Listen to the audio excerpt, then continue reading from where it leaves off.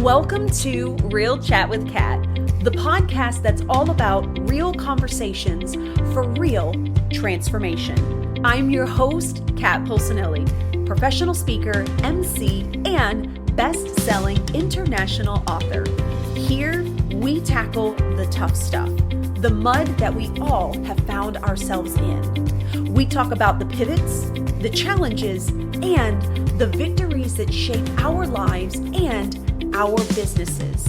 From overcoming trauma and finding your voice to navigating life's unexpected twists, we get raw, honest, and open. You'll hear from inspiring guests who share their stories of resilience, healing, and growth. Whether it's breaking through emotional abuse, embracing self-worth, or thriving in entrepreneurship, you'll find connection, empowerment, and the tools to keep you moving forward. So grab your favorite drink, settle in, and get ready for stories that hit home and conversations that make a difference. Let's get real together. Hello, everyone, and thank you so much for joining me today on this episode of Real Chat with Kat. I am so excited to have you here with me today, and I have such an awesome guest. She's such high energy. We had a blast talking the last time, so I'm so excited that we get to finally reconnect because I feel like it's been forever. So Paty, thank you so much for joining the podcast today. Oh my goodness, I'm excited. Hi, Kat. Hello, everybody. I'm super honored and happy to be here today. Yay! I'm so excited. I think we're going to have something that I think a lot of people ponder about, the question that comes up with so many people, right? Like you said in your bio, it's one of the things that really is the biggest thing that stresses us or causes this lack of feeling and things like that. So anyway, Paty, do us a favor then and tell everybody who you are and what it is that you do. Yeah. So my name is Paty Johnston, and I am a leadership coach, a life coach, and the founder of a program called How to Stop Procrastinating in 30 Days. Dun, dun, dun. No, just kidding. That's it. I love it though. And the word procrastination, it gets thrown around all the time for all the reasons. And Yes. I feel that, for everybody, there are tons of meanings behind procrastination, right? It could be fear-based. It could be because of something else that's going on. It could be just because you just don't have the energy, right? Like there's so many different things and components that I feel like, but I do feel like this is definitely like the word that everybody is like, it's kind of the go-to, right? Yeah. Either that or I'm too busy. I'm too busy. Yes. I'm too stressed. I have too many things going on. So Yeah. tell everybody then, what kind of got you into this world of leadership and life coaching, and what made you want to hyper focus on procrastination? Absolutely. Well, I was born a procrastinator. Oh my goodness. My favorite word, I'm from Colombia original, and my favorite word used to be mañana. Oh, I'll do it tomorrow, next week, or next year definitely will be my year. And nothing changed. So I discovered that procrastination was blocking me from my own success. And it's been proven that procrastination is the biggest enemy of success. And Mm. even though I knew exactly what to do, it's not that I didn't know. I knew exactly what to do. I still didn't do it. And I had 1,000 excuses until I decided this needs to change. So I started studying psychology and business, and I put everything together and create a system. So this is what I discovered, Kat. I discovered that procrastination is not linked to lack of time. We all have time. But procrastination is directly linked to emotions. Procrastination Ooh. is directly linked to emotions. So when we're afraid, we're paralyzed. When we feel overwhelmed, like when you have so many things to do, don't do any of them because I don't even know where to start. So when we're anxious or angry or nervous or we have self-doubt, everything impacts on the things that we do or don't do. So what I needed to do on myself was to go back to ever since I was little and discover that, oh, I don't know you, but I didn't have the perfect family. So a lot of the things that were told to me growing up were still showing up to me as an adult. And the things Mm, that I was not doing, still those voices of like, you're not good enough. And I have, on top of it all, I have ADD, attention deficit disorder, and I have dyslexia. And I was very young, a single mom. So my family like, oh my goodness. My dad, who's absolutely lovely, but didn't know any better back then, was like, Patty, you're such a mess. I don't see a future for you. I hope you get a good husband someday. And I was like, oh no, so there's something really wrong with me until I discover it is not nothing wrong. It was just that I needed to tackle the emotional part so that I could actually take control of my thoughts, control of my emotions, control of my time, control of my actions. So now I'm a former procrastinator and I teach others how to overcome it as well. So that's how everything started because of me. oh, I love it. And I love that, like you said, which is this is really beautiful too.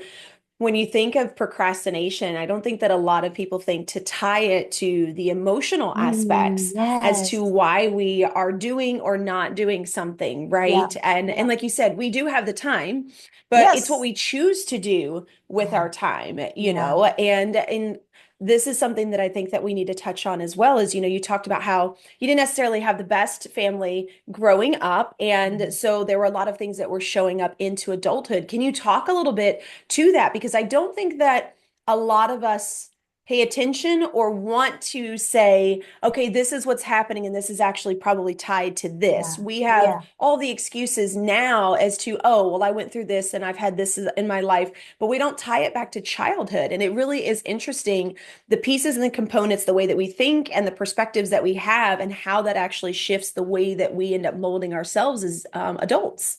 Absolutely. And this is what happens, Kat. We live in a life of very fast paced, right? This, and that, and I have to, oh my goodness, I didn't. But what happens is procrastination is most than anything is an avoidance strategy. Mm, It's avoidance of pain. So we prefer to go to, oh, it's just that I'm too busy. Oh, it's just that, my boss is this. Oh, the traffic that. But it's hard to go back to what hurt us the most. So in my case, I remember thinking, I don't know what is blocking me. I don't know why. Like I knew I had like 100% of my potential, right? But I was like doing like 40% of what I could really do until I started discovering I took 30 days. My program is called How to Stop Procrastinating in 30 Days. And people say, oh my goodness, of course, that's a marketing gimmick. No, that's what I did to myself. I was so tired of being tired of feeling stuck that I'm like, I'm going to take 30 days for me. And on those 30 days, I had to trace back into what's really blocking me. What is it in my mind and in my heart that is not letting me advance?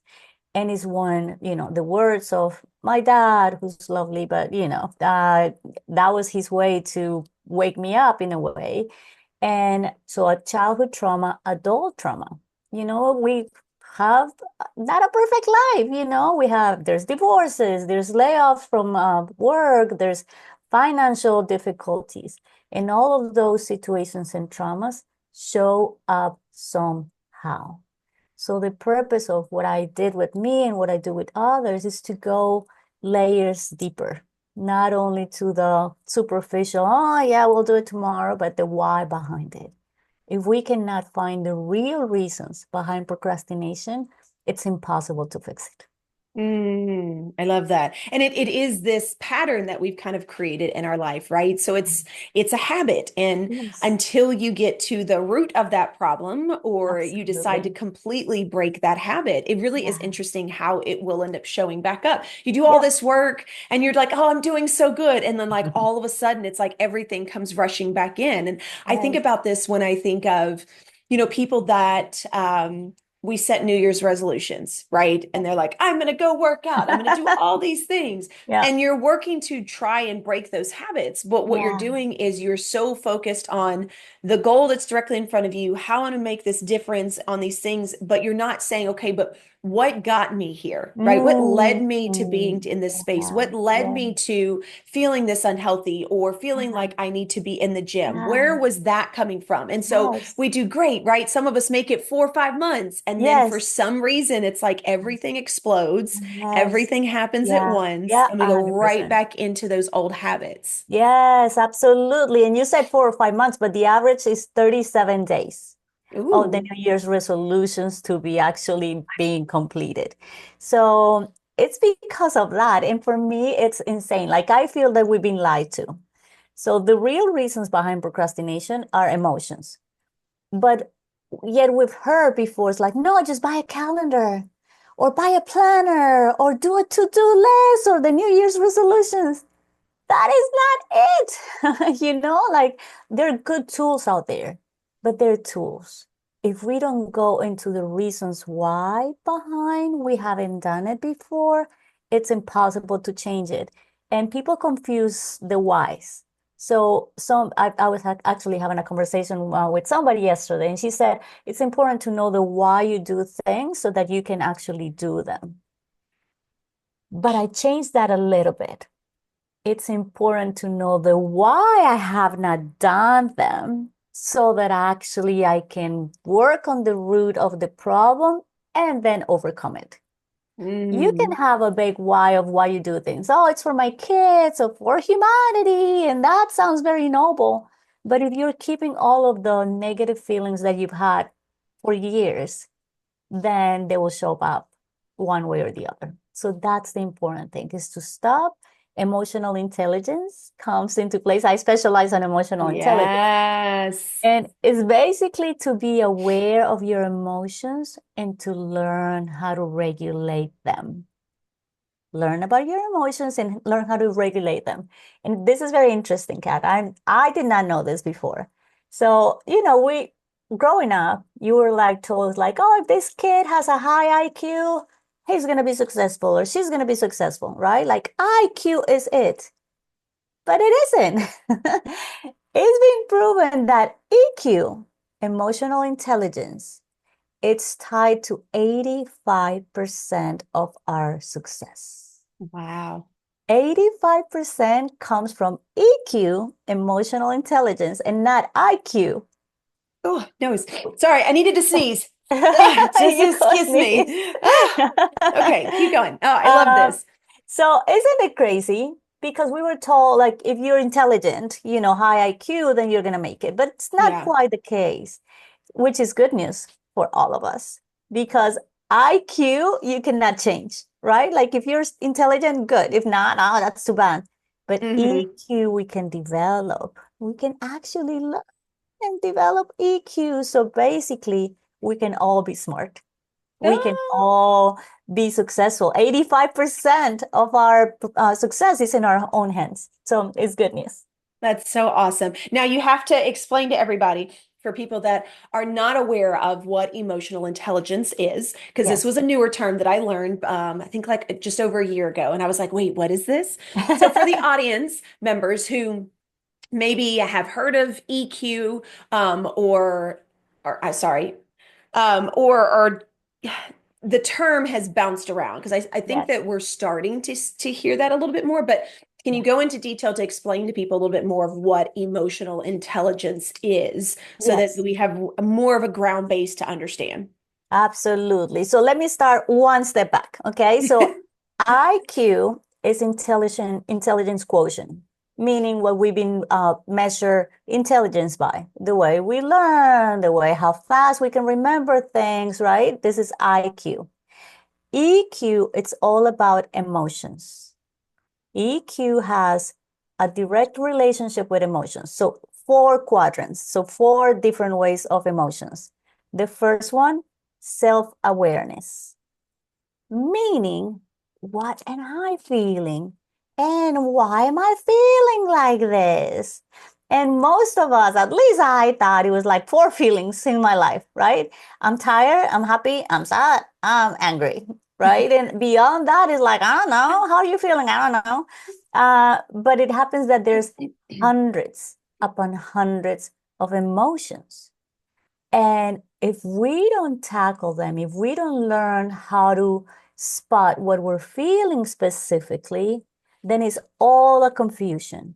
And if it's all a confusion, guess what's going to happen? We're like, oh, no, I feel tired. I'm not going to do it.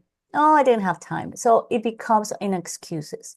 When we don't spot specifically what we're feeling, those lack of knowledge become on excuses and lack of action. So the Mm. first quadrant is awareness of emotions. What am I feeling? Now, the second one is the management of emotions, meaning I know I'm feeling this, but I cannot go crazy. I'm feeling angry, for example. Somebody did something to me. Let's say I'm driving a car, which I see it very often, and somebody cuts me off, right? I feel angry because the other person did something wrong. What am I going to do with that? Am I gonna go crazy and then throw the car to the other person or tell them where the mother came from, whatever it is? Or do I learn how to regulate that emotion so that it doesn't affect me or anybody else? So there's a healthier way to manage emotions so that you can auto-regulate and your emotions don't manage your life, but you manage your emotions. So that's the very first part. And the other part has to do with others, how to spot emotion from others. The news is you cannot change anybody else's emotions. I've tried. You cannot control anybody Yeah, else. I think I've tried that too. I've tried. Trust me, it doesn't work. So it's actually the art of being able to spot what other people's are feeling and our experience and how to empathize with that and how to actually accommodate to that without us giving in to their feelings. So emotional intelligence is divided in self and our relationship with others. But if we manage ourselves and our emotions, it's easier to relate to others, believe it or not. So that's the key. That's what I teach, emotional intelligence on oneself, because that's what's going to have the most impact in our actions, our relationships, and really our future, because everything relates to emotional intelligence. Oh, I love it. That's such a great example. And I love that you break it into the two things, right? It's for ourselves, but also for others. And I totally agree with you because for somebody who definitely was not emotionally regulated for the longest time, especially coming out of a 10-year abusive relationship, like it was really hard to even Mhm. connect to emotions, Yes. because emotions got me in trouble. And Yes. so I think about the work that I've done over the last 5, 6 years on myself and being able to understand what I'm doing, why I'm acting out, or, when things come up, and how it really does create like this space of calm. It does create this Yeah. space of you feel like you actually have the ability to be able to hold space for others. And I'm not saying that I don't get irritated.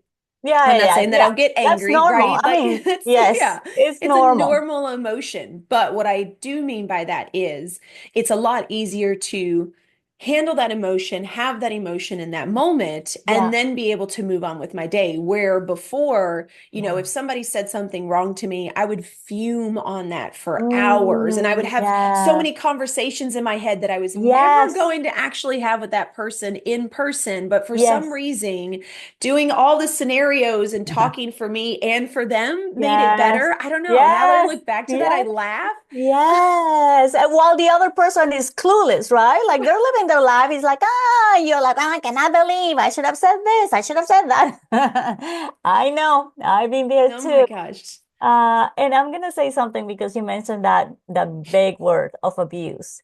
Because I've experienced a lot of relationships with abuse as well. I grew up in a very dysfunctional family. They're lovely, but a lot of not great things happening.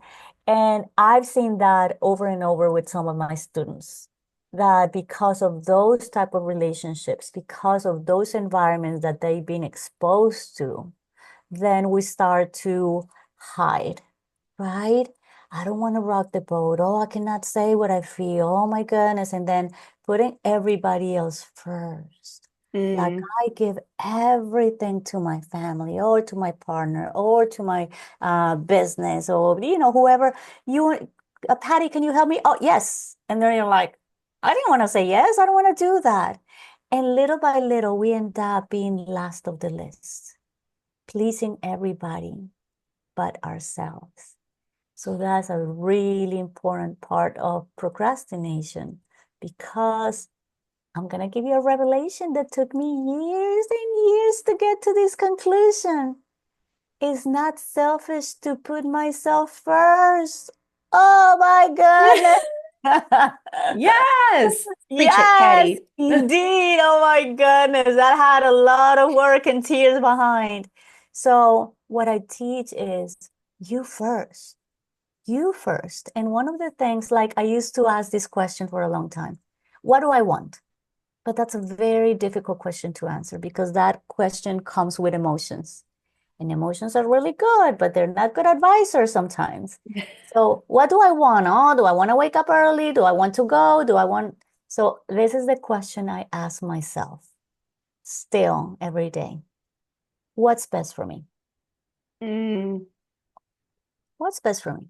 It's best for me to wake up early. It's best for me to make those calls. It's best for me to go to this birthday party. It's best for me to stay in this relationship. What is best for me? And it used to feel like, oh, but they want me to go. Now the answer is if what's best for me is not to go, then I'm going to say, no, thank you. Oh my God, is that big N-O word that I did not know how to say it before.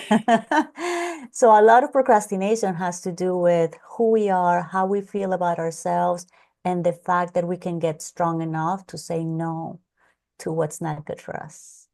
Oh, I love that question. That is such an awesome question. And I think about how many times I have asked myself, like, well, what do you want to do today? And what do we want to Yes. work on? And that is such an awesome question. I am Yes. so stealing that from you, Patty.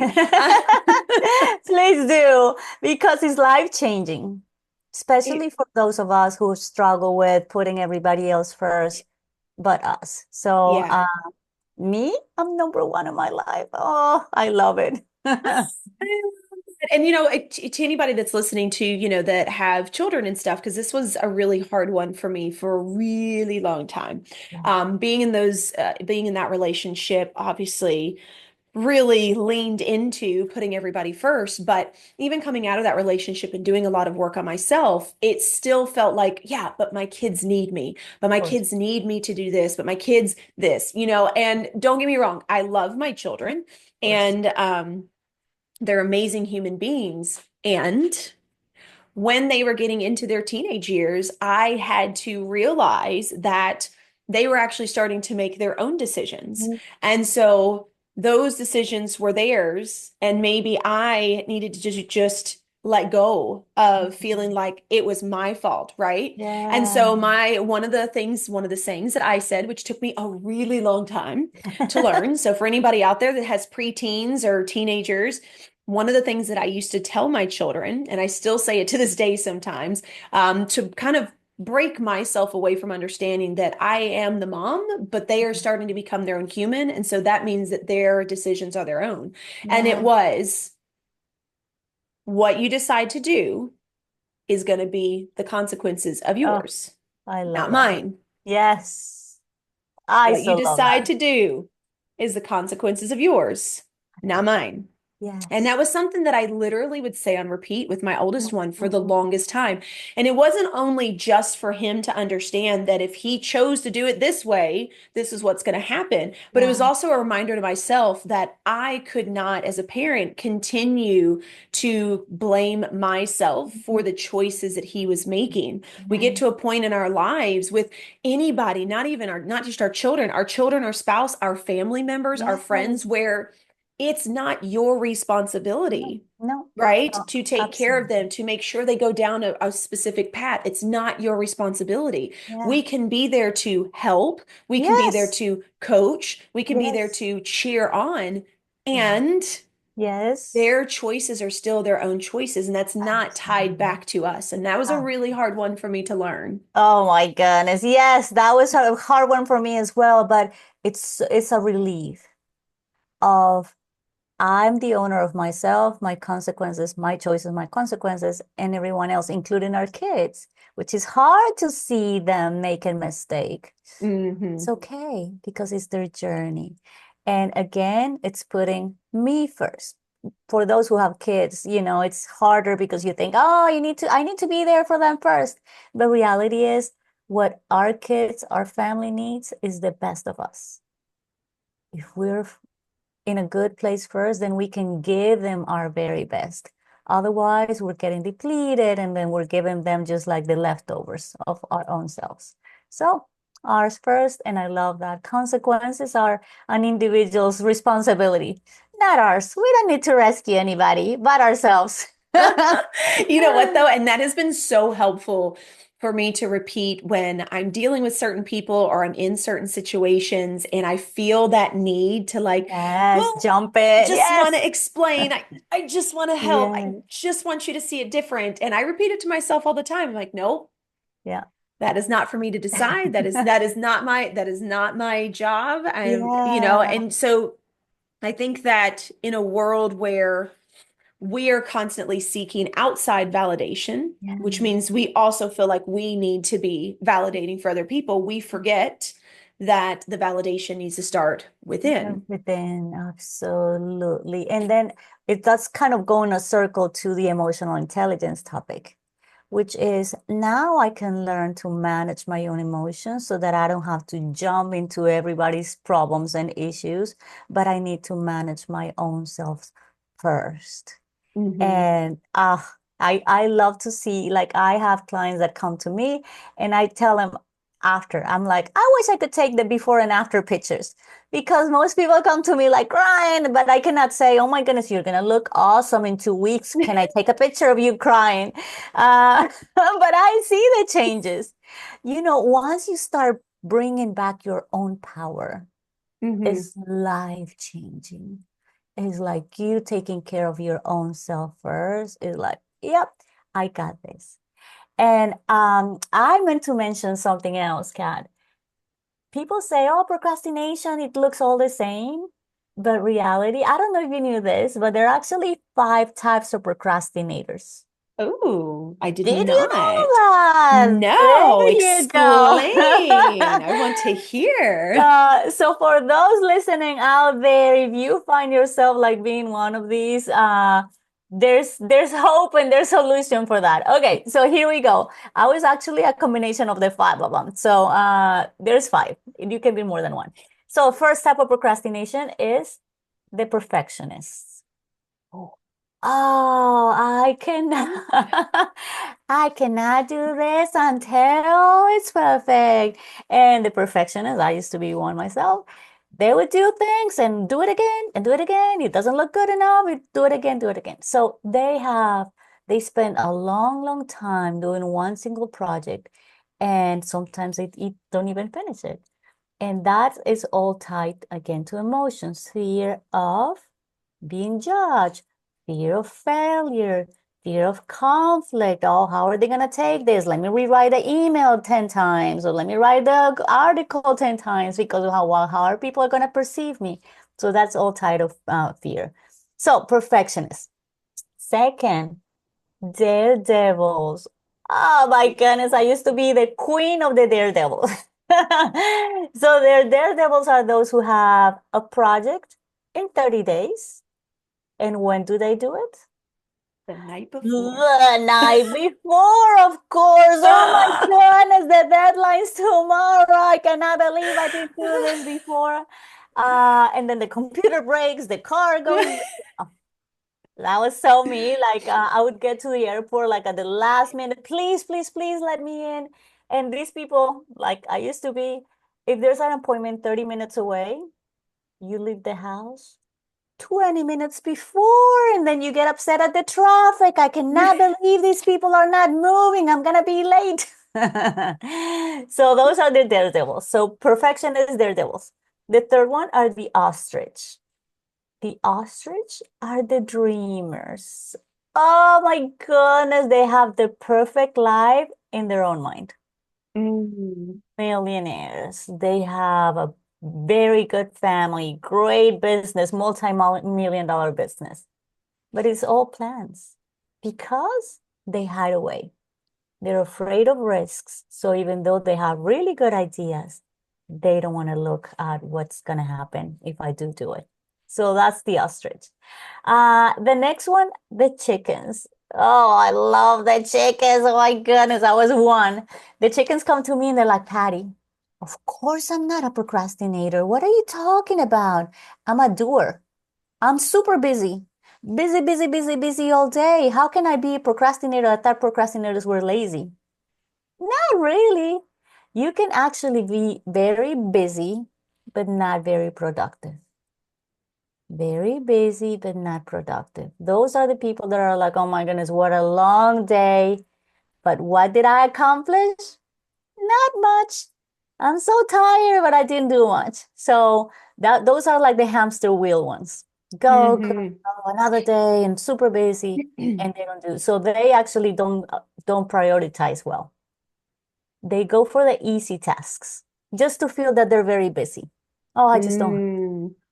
But they avoid the ones that don't want to tackle out of fear many times. Like I used to say, I was in sales. I'm like, I'm gonna call 5 people today. Oh, but let me check social media first. What was I doing?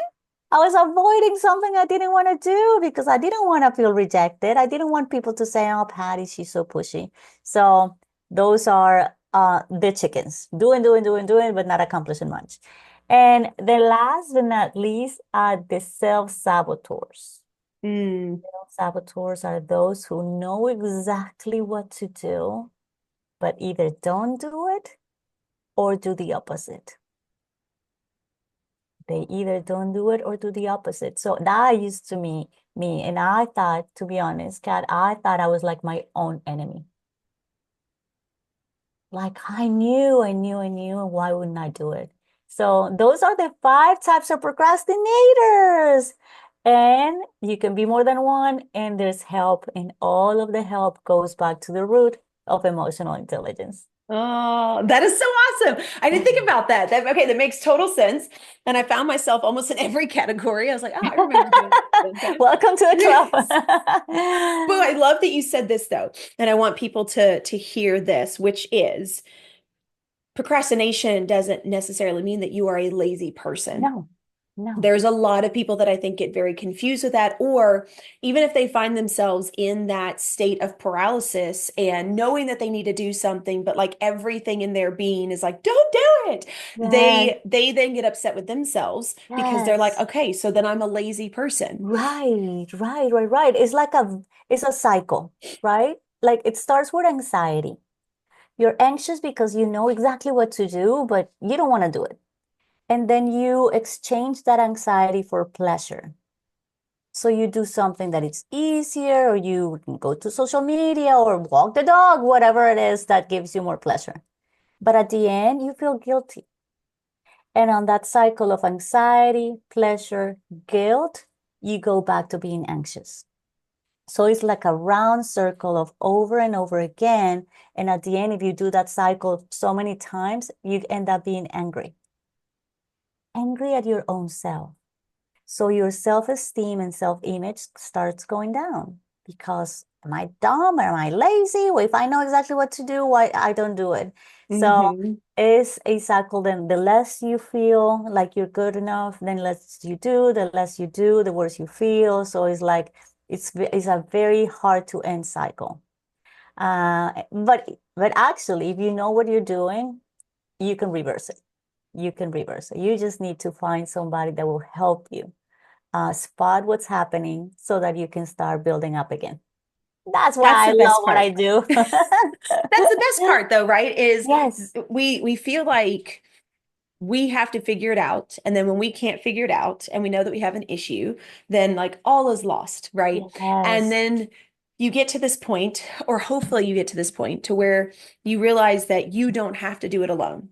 right? Yes. That there are always people out there. And don't get me wrong, self-help courses and reading books and stuff like that are absolutely amazing. And if you Yeah. take from that and you decide to implement, that is Yes. absolutely wonderful. But if you're someone like most people, which includes myself, I read those books, I did some of the courses, and I put in some Yeah. of the effort, some Yeah. of the Yeah. work, but it wasn't until I hired a coach and started having conversations and then got called out on my BS. Yes. And then I actually had to stand for it. And I Yes. didn't have the actual reasons to be able to Yeah. give. Yeah. That is when that was like that light bulb moment of, Yeah. okay, so I'm just gonna Yes. have to do it, right? Yes. And that's the thing, like coaches have coaches. I have coaches. Yeah.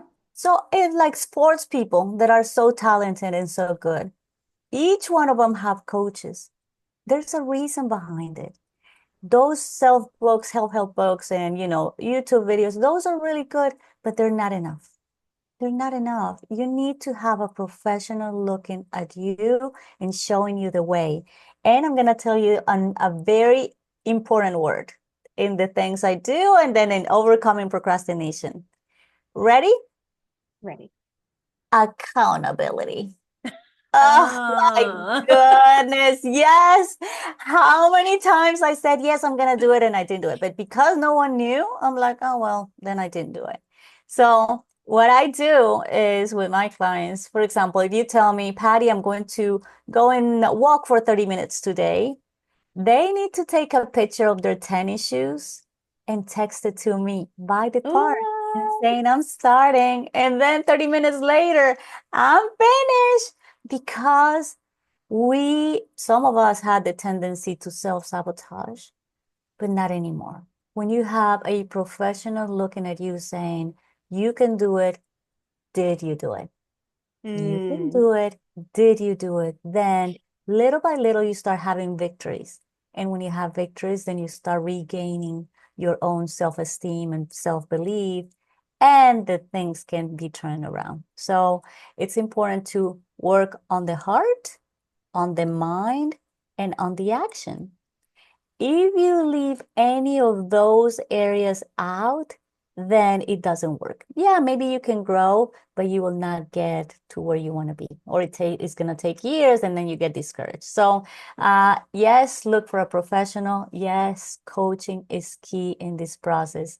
And I Mhm. see it every single day, how people change. So it's Yeah. very exciting. And I think what we don't realize as well is, and I heard this from someone a few years ago, and it really kind of sat with me, which was when you do not do the things that you say you're going to do, even if nobody knows, when you choose not to do them, you're actually telling yourself that it's not worth it. So, in a way, you end up breaking down your own self-worth and self-esteem for yourself because you end up Absolutely. realizing that you can't trust your own words. And that is the Yes. worst place to be in. And I've been there. Absolutely. Yes, yes, yes. Me too. And it's interesting because we can fulfill the promises to everybody, like, oh, yeah, of course, except when it's our own word. So failing to commit to our own promises and actually doing them, we're telling yourself, you're not worth it. You're not Hmm. that important. Everyone is. And it's very interesting. I had a big conference yesterday. So at the beginning of the conference, I take my phone and I started talking to my mom. I'm like, hey, mommy. Yeah, oh my goodness, how was the breakfast? How's your friend? Thank you for the link with the cats video. That was so cute. And everyone's like, what's she doing? And I say, you feel disrespected, right? If I interrupt this meeting because I'm talking to my mom. That's what we do to our own selves every day. Mm. I'm doing something important to me, and then yet you get your mom's call, you get somebody else's, you have the need to text this person like in the next second or two when you're interrupting your own business, your own success. So we first. I will not interrupt my own routine for anybody because I'm that important. And that's what we need to work on. The why don't you feel that you're that worth it? Where does those lies came from? Who told you Mm, that? What made you believe those things? So again, it's not a you can do it when you're inside your heart is like, no, I know I can't. So it's just to go backwards, go inside, what generated that way of thinking, and then fixing it. yes, I love that. And you know what's interesting too is, I used to be that person where I get the text message or the phone call and I'm like, okay, I'll just go ahead and do it right now. I have actually turned off most notifications on my phone. Completely turn them off. It doesn't pop on my screen. I don't have the little red buttons because those used to Yes, drive me crazy. yes. On my phone, I turned every bit of that off. And My that really goodness. helped with some of the distractions Yes. because it wasn't there for me to even be able to focus in. So, right, it's Yeah. kind of like that saying of, out of sight, out of mind. That's Yes, kind of yes, how it yes, worked for me, yes, right? So if I didn't have the yes, notifications, if I didn't see the things coming through, then I yes, didn't think to do it. And then it uh, became a lot easier if I was in the middle of something and someone would call. I'm like, I can do that here in a few minutes. And you get to the yes, point to where you can finish what you're doing yeah, because you're not constantly looking down. You're not constantly checking, you're not constantly making yes, sure, you're not looking at yes, your watch, like yes, those are some of the things that I've done. Even when I bought a tablet so that I could write on. I like writing, but I didn't want to waste a bunch of paper. I actually yes. bought a tablet that only allows you to write on it. Oh, No applications. And I I love specifically did it. that so Yeah, that when I am yes, utilizing my tablet, there yeah, are no other distractions. And it's yes, wonderful. yes, But it helps kind of shift the way that you pay attention to things. And it starts to make it a lot easier to yeah, be more focused and to stay in that direction versus, abs oh, here's this notification. Oh, this popped up. yes, Oh, yes, this yes, person yes. messaged me. Yes, and I'm gonna link the distractions to emotions again because I used to feel the need to respond to everybody and anybody because I wanted to get approval. I was afraid if I didn't respond, they would get upset. I wanted to be included in the chat or being, oh my goodness, that's so funny. So why did I have that need? I discover that no one dies if I don't text them in the next 10 seconds. Oh my goodness. I haven't lost any friend. I haven't lost any businesses. I haven't lost a client because I don't respond the first thing. Me first. What's best for me? What's best for me? Is it to Mm. respond right away or just to have a time in the morning just to respond to everything? Or midday? Oh my goodness. I got into I'm going to check emails twice a day. I'm going to respond to messages twice a day. And no one died, me included. It's all good. It's better life like that. Yes, yes, I love this. Oh, Patty, I could talk to you forever about this. I think this is absolutely amazing.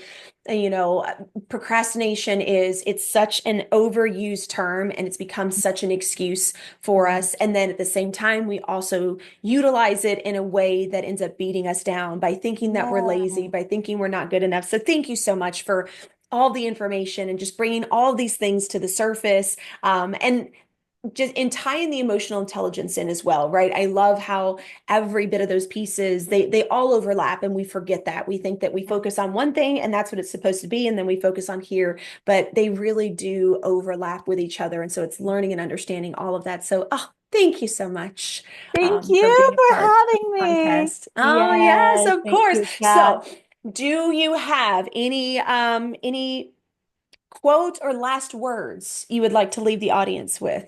I am going to tell you this. You first, you can change if you commit for you to be a priority in your life. Mm. Look for help because you are worth it. You are worth it. By the way, I imagine you're going to put in your comments and links. I love you and your audience. So if they want to reach out to me, I will be happy to give a one-on-one session with me. If you want to put all these little pieces together, I am happy to meet with people. We'll give them the information. Just let me know that you're coming from Cat so that I can honor the one free session. And then we'll talk about you and what are some of the steps so that you can overcome procrastination. You first. Yes. Yes. Thank you so much, Patty. And please tell everybody how can they find you? How can they connect with you? How can they be in your world? Yeah, so if you want to have an appointment with me at no cost, just tell me I'm in from Kat's podcast and then tell me your name. You can text me at 813 813-789-1097. 813-789-1097. I do this because I love people. I do this because I've been on that side and I had prayed for somebody to come and help me. So I am here for you. So text me if you want a one-on-one appointment with me. And I have my website is called stopprocrastinatingtoday.com. Stopprocrastinatingtoday.com. You can check the things that I have. I actually have a quiz. If you want to find out what type of procrastinator you are, you just go, it's free, answer a few questions, and then I'll send you an email and give you the solution. I love that. And of course, we'll have all that information in the show notes to make sure it's super easy to find Paty and connect with her, take her quiz, and do her breakthrough call. So, Paty, thank you so much again for today. My pleasure. Thank you, Kat. We'll talk to you soon. Yes, to everybody else that's out there, I know that your wheels are turning. I know that this has got you thinking, and I know that more than one of these pieces and components related to you in some sense, whether that is something that you realize that you are doing now or something that you know that you had been doing before that you have been working to break. So please remember, while it is great to be able to utilize tools and everything on the surface, if you are not focusing on the root cause, if you are not focusing on what led me to here, what have I been through that has been making this appear in my life, it's gonna take it a lot longer. And yes, I understand that that's not always the most comfortable thing to have to deal with, but it is so, so rewarding once you get through those pieces and then you really get to see yourself shine. And that is another way that you will build your own self-confidence and your own self-worth all by yourself. So until next time, please do one thing positive for someone each and every day and see the difference that it makes in your life. Catch you later. Thank you so much for tuning in to Real Chat with Kat today, where real stories meet real solutions. If you loved today's episode, don't forget to subscribe, leave us a review on Apple, and share this with someone who may also need to hear this as well. Let's also keep the conversation going. Follow me on socials at The Lotus Effect, connect with our incredible guests, and remember, you are never alone. Your story matters, and you have the ability and the power to rewrite it. You always have a choice. Until next time, stay strong, stay inspired, and keep showing up as the incredible, unstoppable